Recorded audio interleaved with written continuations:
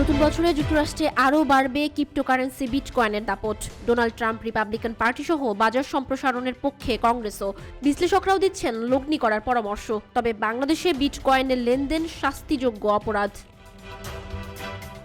এখন বিটকয়েনের দাম $1,07,000 ছাড়িয়েছে। Donald Trump দ্বিতীয়বার মার্কিন প্রেসিডেন্ট নির্বাচিত হওয়ার পরই তরতর করে বাড়ছে এই ডিজিটাল মুদ্রার দর।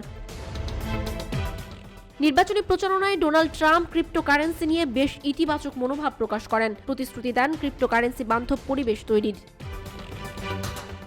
ডোনাল্ড ট্রাম্প তখন বলেছিলেন, আমি ক্রিপ্টোকারেন্সির ভবিষ্যৎ নিশ্চিত করব এবং এটি যুক্তরাষ্ট্রের অর্থনীতির অংশ হয়ে উঠবে, আর বিটকয়েনের রাজধানী হবে যুক্তরাষ্ট্র। বর্তমানে ক্রিপ্টোকারেন্সি থাকা 50 মিলিয়ন ব্যক্তির স্বার্থ সুরক্ষায় তার প্রশাসন পদক্ষেপ নেবে। বৈশ্বিক আর্থিক বাজার বিশ্লেষকরা বলছেন, যুক্তরাষ্ট্রে বিটকয়েনের দাম আরও বাড়তে পারে। S&P গ্লোবালের ব্যবস্থাপনা পরিচালক এন্ড্রু ও'নেইল বলেছেন, এটা স্পষ্ট যে আগের তুলনায় নতুন মার্কিন প্রশাসন ক্রিপ্টোকারেন্সির প্রতি আরও সদয় হবে। হোয়াইট হাউস, সিনেট কিংবা রিপাবলিকান পার্টি সবারই সেটার প্রতি সমর্থন রয়েছে। তাই বিটকয়েনের মূল্য বৃদ্ধির যে ধারা, সেটা আগামীতেও অব্যাহত থাকবে। বিনিয়োগ বাজারে বিটকয়েন বেশ গুরুত্ব পাচ্ছে। বিশ্লেষকদের মতে অনেক বিনিয়োগকারী বিটকয়েনে লগ্নি করাটাকে নিরাপদ মনে করেন।